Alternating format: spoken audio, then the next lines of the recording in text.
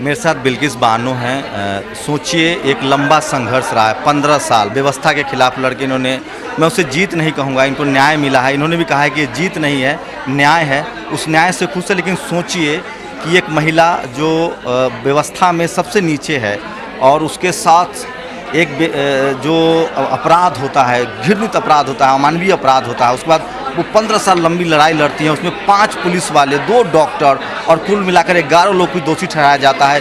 यही बिल्किस बानो है जिन्होंने एक मिसाल पेश की है कि कानून व्यवस्था में अगर आप भरोसा रखें और लंबी लड़ाई लड़नी पड़ेगी आपको, तो आपको जीत मिलेगी, आपको न्याय मिलेगा। लेकिन इस प्रक्रिया में कितना खोना पड़ता है, कितना दर्द है, कितनी तकलीफ़ें हैं, वो हम बिल्किस से जानेंगे।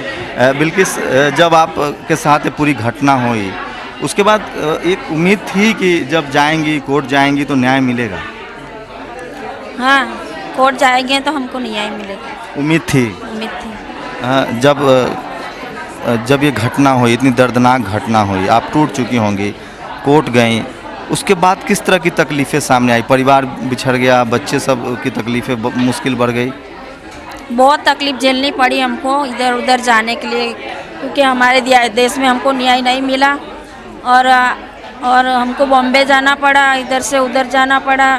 क्यों लगता था मैम कि गुजरात में आपको न्याय नहीं मिलेगा? इसका डर था? क्योंकि पुलिस और सरकार दोनों मिली हुई थी, इसके लिए हमको डर था कि हमको हमारे देश में न्याय नहीं मिला। 5 पुलिस वाले दोषी साबित हुए हैं, तो कोई धमकी मिलती होगी आपको जब इस पुलिस वाले का नाम था, डॉक्टर्स 2 दोषी साबित हुए हैं उसमें? हाँ, धमकियाँ तो मिलती थी, लेकिन हम हमारे घर में ही रहते थे, हम कहीं बाहर नहीं निकलते। आपने कितने घर बदले इस पूरे जो कानूनी प्रक्रिया थी 15 साल उसके दौरान?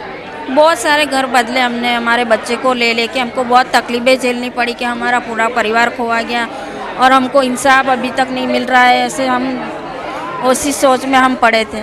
पति से कितना साथ मिला? पति से बहुत साथ मिला मेरे को। और जो बाकी आपके समाज के लोग थे उन्होंने किस तरह की मदद की? सब ने बहुत मदद की मेरी।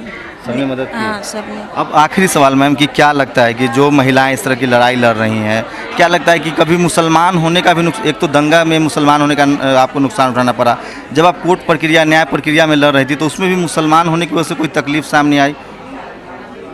नहीं, कोई तकलीफ सामने नहीं। कभी कोई वकील, कोई किसी ने इस तरह से कहा हो कि तुम ये वो किस तरह की जिस तरह की बातें होती है? नहीं। जो न्याय मिला उससे खुश हैं? हाँ, मैं खुश हूँ। फांसी नहीं चाहती थी आप? चाहती थी कि बस सजा मिले? नहीं चाहिए, सजा मिलनी चाहिए उसको। तो ये बिल्किस बानो थी जिन्होंने लंबा संघर्ष किया है। आपके न्याय व्यवस्था में लोग अमूमन कोर्ट कचहरी के नाम सुनते ही पैर पीछे खींच लेते हैं, उनको लगता है कि इस कोर्ट कचहरी के चक्कर में कौन पड़ेगा। लेकिन जिस तरह से बिल्किस बानो ने अपनी लड़ाई लड़ी है, जिस तरह को दोषियों को जेल तक पहुंचाया है, और वो कोई मामूली आरोपी नहीं थे, उसमें पुलिस वाले थे, डॉक्टर्स थे, रसूखदार लोग थे, और एक व्यवस्था के खिलाफ लड़ रही थी, जिसमें जो पुलिस व्यवस्था है उसके खिलाफ लड़ रही थी, और 15 साल का लंबा संघर्ष करना पड़ा और तब जाकर उनको न्याय मिला है।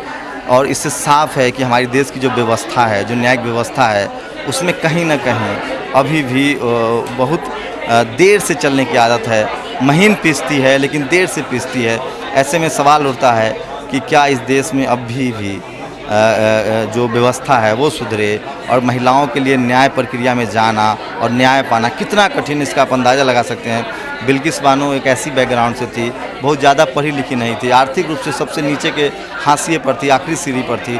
उसके बाद भी उन्होंने दिखाया, हौसला दिखाया है, उससे न्याय व्यवस्था पर भरोसा तो बढ़ा है। लेकिन न्याय व्यवस्था, कोर्ट को, जस्टिस सिस्टम को भी समझना चाहिए कि क्या इस देश में गरीबों के लिए न्याय इतनी देर से मिलेगा, तो फिर उनकी ज़िंदगी कैसे रास्ते पर आ पाएगा, उस न्याय का क्या मतलब होगा।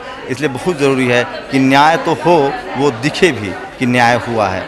कैमरामैन के साथ शंभू कुमार सिंह, नेशनल दस्तक, दिल्ली।